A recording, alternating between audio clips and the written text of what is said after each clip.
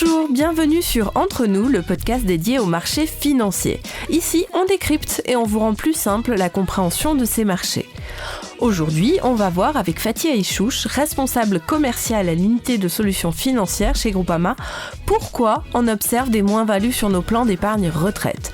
Et surtout, il va nous donner des conseils précieux pour optimiser au mieux notre épargne dans ce contexte si particulier. Alors l'année 2022 s'inscrit dans le rouge pour bon nombre de marchés financiers, qu'ils soient européens, américains ou encore émergents.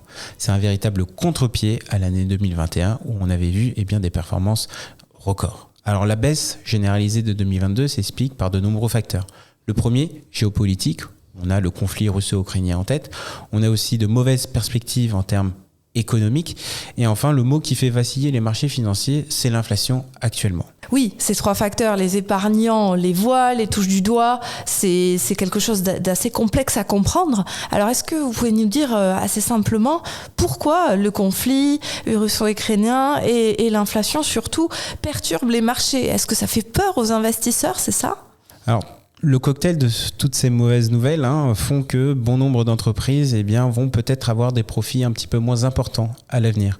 Et bien évidemment, moins de profits signifie souvent des baisses au niveau de la valorisation, au niveau des marchés financiers.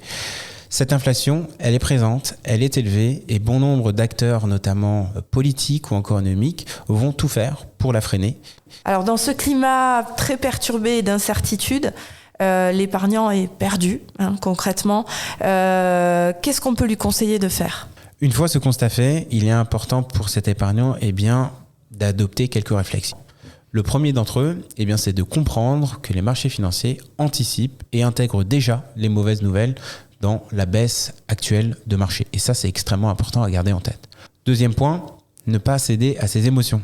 On a beaucoup de mauvaises nouvelles au niveau des JT ou encore sur les sites spécialisés. Alors, ne pas céder à ses émotions, ça veut dire ne pas retirer cette épargne. Tout à fait, ne pas retirer ou encore ne pas sécuriser son épargne, puisqu'on oublie souvent que, et c'est un peu le troisième point, que les rebonds de marché arrivent après les baisses. C'est quelque chose qu'on a oublié assez souvent. Les rebonds de marché suivent les périodes de baisse et c'est souvent spectaculaire, notamment comme en 2020. Il faut être présent, il faut être investi pour justement bénéficier de ces marchés qui vont rebondir. À long terme. Toujours à long terme. Historiquement, ça a toujours été en progression malgré des baisses, même avec toutes ces baisses depuis plusieurs mois maintenant. Alors oui, les marchés ne sont pas un long fleuve tranquille, ils fonctionnent par à-coups, on a de nombreux à-coups sur ces marchés financiers, mais encore une fois, quand on se situe sur un horizon long terme, on voit que en tendance, ils sont en positif. Comme les marchés sont bas, est-ce que c'est pas une opportunité aussi d'investir maintenant pour gagner plus tard ? Ce qui se passe sur les marchés financiers, c'est un peu comme les soldes. Vous avez des prix qui sont beaucoup plus bas comparativement il y a encore quelques semaines. Donc pour ceux qui le peuvent et ceux qui ont un horizon d'investissement long, ils peuvent venir profiter des niveaux assez bas des marchés financiers à condition de rester sur le long terme.